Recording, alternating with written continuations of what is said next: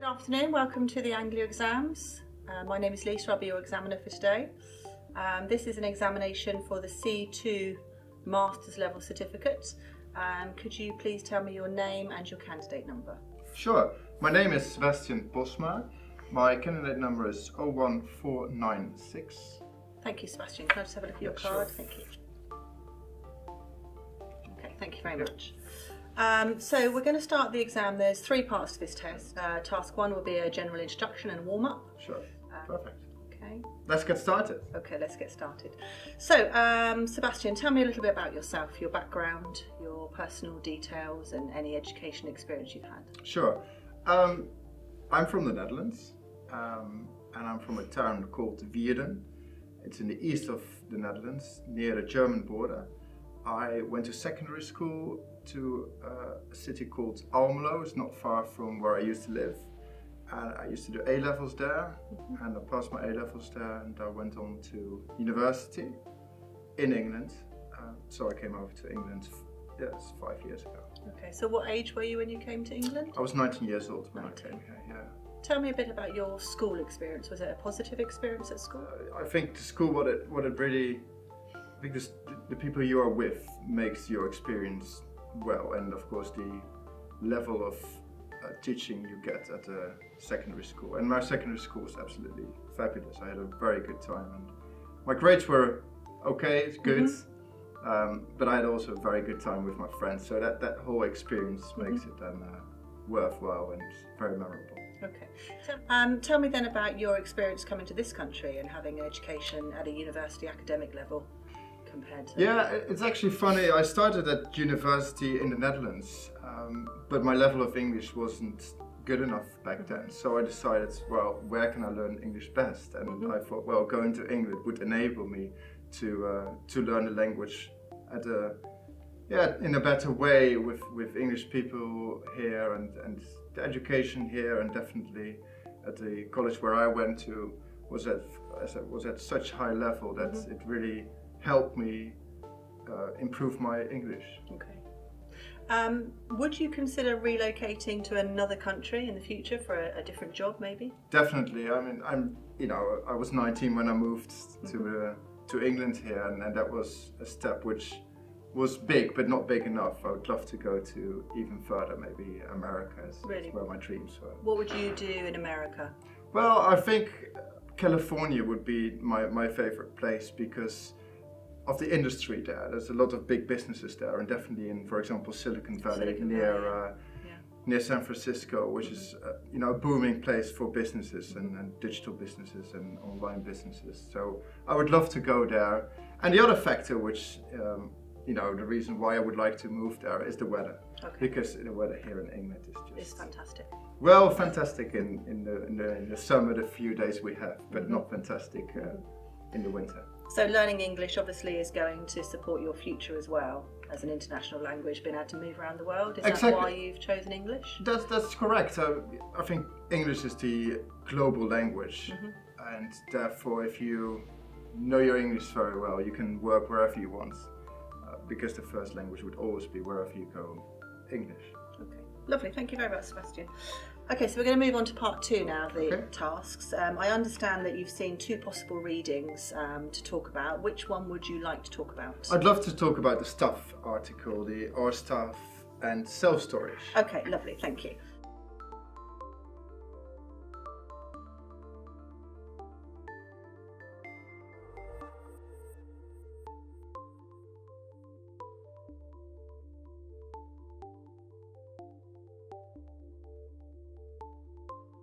So tell me, what's your opinion, first of all, on reading this news article?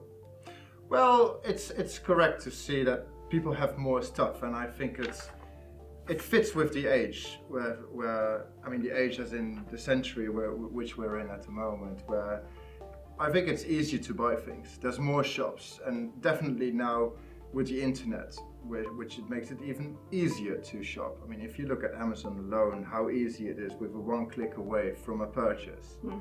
It's it makes it so much easier. Okay.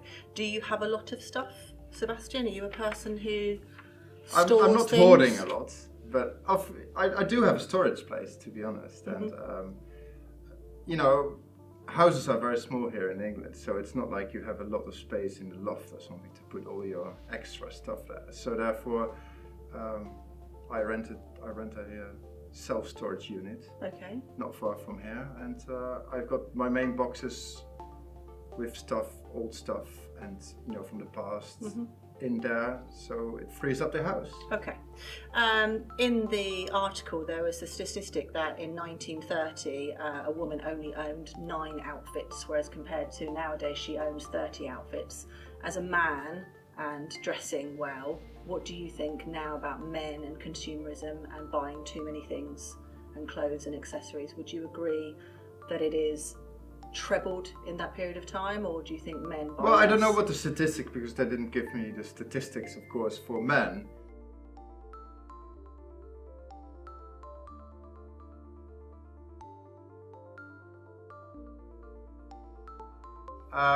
But I would say that I think the access again is easier. Plus, clothes are becoming more important.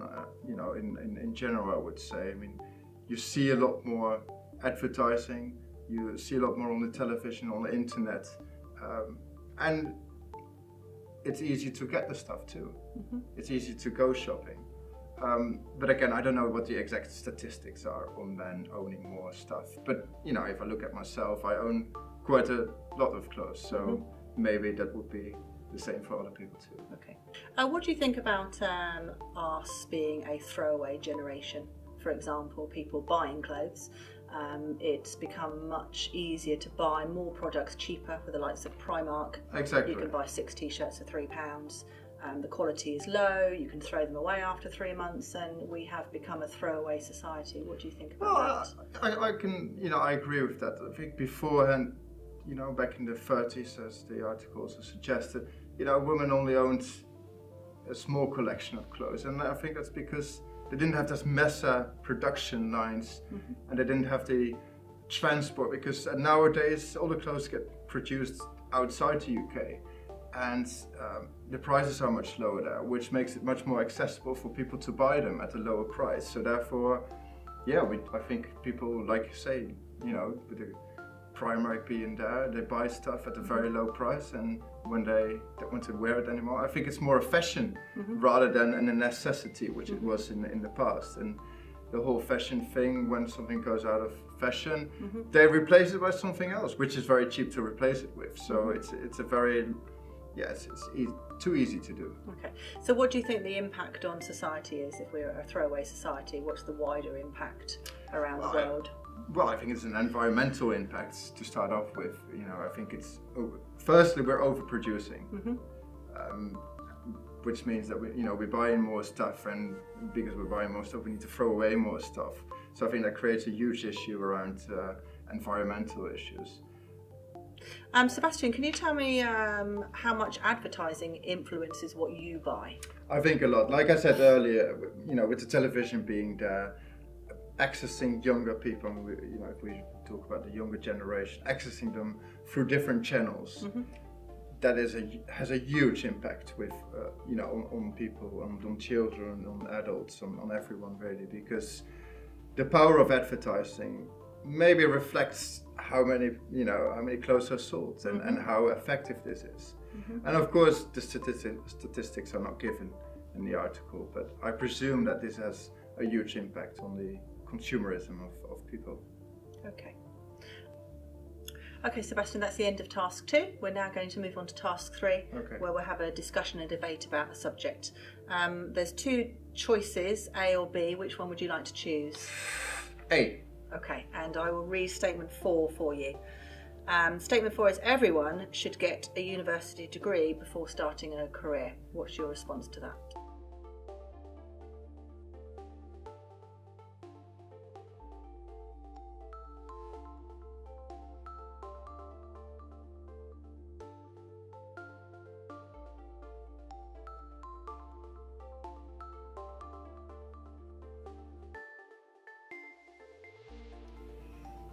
It depends on what the career is, of course. Okay. So what do you have in mind for what kind of career? Well, let's talk about teaching, because that's my career. Right, okay. I think in teaching, you have to have a degree in order to provide people with the information they need and with the teaching they need. And people without a degree, it's difficult. And definitely when you're young and you're inexperienced, it's very hard to then provide them with the, how things in real world work. Okay. Let's talk about the career that you want in Silicon Valley. Do you need a degree to go to America and be an entrepreneur in technology? Well, this is contradicting because, when you look at the big entrepreneurs like, Steve Jobs, Mark Zuckerberg, they were all at university, but they dropped out and, they started their own company and they were super successful. Mm-hmm.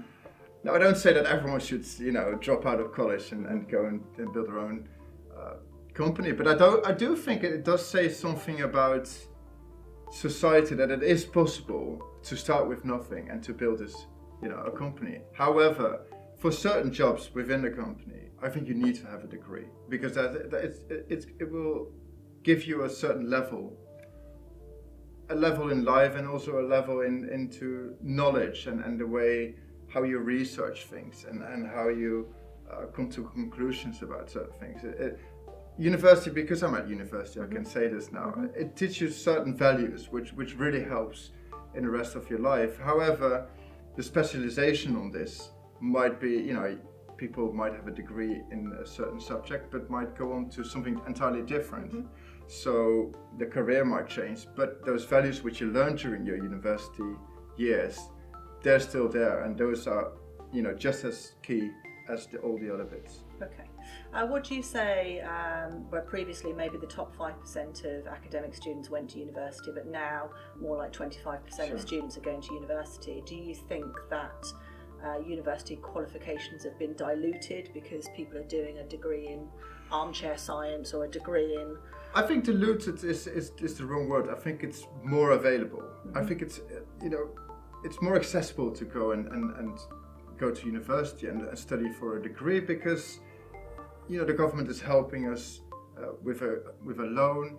Yeah, it's accessible for everyone. As long as you've done your A-levels well, you can go and have a degree. I do agree with you that it's a very wide range on different topics. And like I said earlier, some people might study for a certain degree, but then they come to the conclusion that this is not what they want to do in real life. So they start their career and go off into a whole new direction. So do you think that university really is a very sort of embryonic environment to be, that you can develop yourself personally, professionally, academically? Exactly, and I think, for certain jobs, if you want to be a surgeon or if you want to be a solicitor, this is very specialized. You need to know it before you can go, if you would have to learn it would take you a very, very long time. Mm-hmm.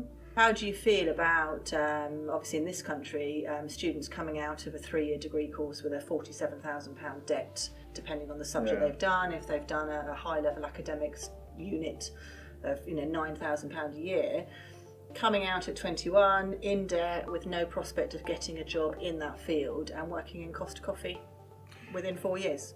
Well, fortunately, the government is so kind to, you have to pay interest on the debt, which is not good. I'm not saying that having a debt is good, but at least you don't have to pay it off straight away. So even if you would work in Costa and you would earn £18,000, you don't have the big debt to pay off as well. The debt will only, you only have to start paying it once you start earning more. So in that way, it's a great system because if you have progressed from your Costa job maybe to an admin job and maybe to do something else, that means that you earn more, and that also means that you don't have to start paying. So, but to answer your question, is it good to have a debt? No, I don't think it's good, but it's great to have education, and those people did have a degree, and it was their own choice as well. It's not that they had to do it; it was their own choice to be in debt. They knew it was coming. Okay, lovely. Thank you very much, Sebastian. That's the end of your test today. Thank you for coming today. Thank you very much. Great.